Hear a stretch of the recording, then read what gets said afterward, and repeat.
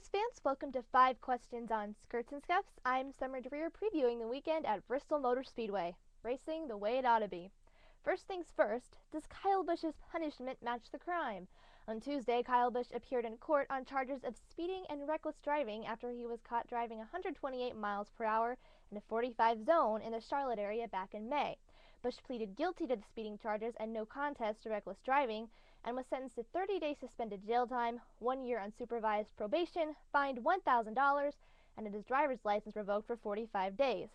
Oh, but don't just celebrate just yet, Kyle haters. NASCAR does not require their drivers to have a state-issued driver's license in order to race.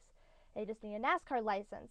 So Busch will be able to defend his Michigan win this week in Bristol and contend for the championship once the chase starts. Lesson learned the hard way for Kyle Busch, but I doubt it will have any impact on his on-track performance. In fact, he'll probably win at least one race this weekend.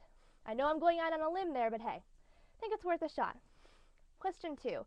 What about Jerry Baxter? Was his penalty sufficient? Baxter, the crew chief who pulled Steve Wallace's hair on pit road following the conclusion of the Nationwide Series race in Montreal, was fined $5,000 and placed on NASCAR probation until December 31st. Heck, that's a lot cheaper than Richard Childress' $150,000 fine when he punched Kyle Busch at Kansas. So not only did Baxter get his point across, he paid a relatively small fee for it. And hey, does Steve Wallace just had only girls pull hair when they fight? Why don't you meet me behind the racetrack sometime this season? I'll show you how girls really fight. I'm just kidding. Question 3. How much of the old Bristol will we see this weekend? Now personally, I don't have a problem with either. Bristol is still Bristol, a high-banked short track that brings even the most docile of drivers to a breaking point. And with so much on the line now with NASCAR's new point system, I don't see that changing one bit this weekend. Let's just think of some of the feuds we've seen this year. Jimmy versus Kurt, Kyle versus Kevin, Brad Keselowski versus Road Atlanta. Oh, wait. Anyway, that's just the Cup Series. Now, I'm not saying we're going to see any of those rivalries resurface in Bristol, but I'm not saying they won't either. If Bristol is known for anything, it's rivalries.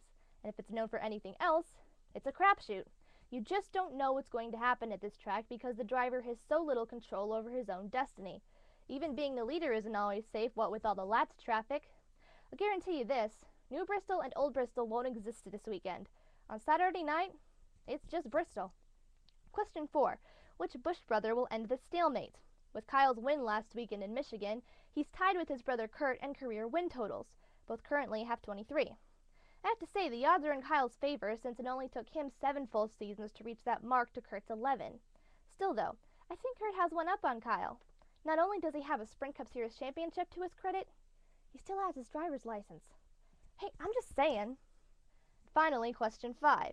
Who will clinch their chase spot in Bristol? Kyle Busch has already secured himself a spot in the chase with the wild card and could lock up a spot in the top 10 with a strong finish in Bristol. Jimmy Johnson, Kevin Harvick, Carl Edwards, Matt Kenseth, Jeff Gordon, Ryan Newman, and Kurt Busch could also lock up chase spots if they are at least 97 points ahead of 11th place. Oh, but who cares? All eyes will be on the wild card spots, which are currently held by Denny Hamlin and Brad Keselowski. Drivers like Clint Bowyer and Greg Biffle are still looking for a victory, and Dale Earnhardt Jr. and Tony Stewart are both trying to maintain spots in the top 10. Yeah, I think that's definitely more interesting than clinching. Thanks for tuning in, everyone. Be sure to check out our donations page at gofundme.com/skirtsandscuffs for a chance to win a $25 NASCAR.com gift card, and be sure to tune in to Skirts and Scuffs Happy Hour every Monday night at 9 p.m. Eastern Time at blogtalkradio.com/skirtsandscuffs. Thanks for watching 5 Questions. As always, I'm Summer Dreyer. Have a great weekend.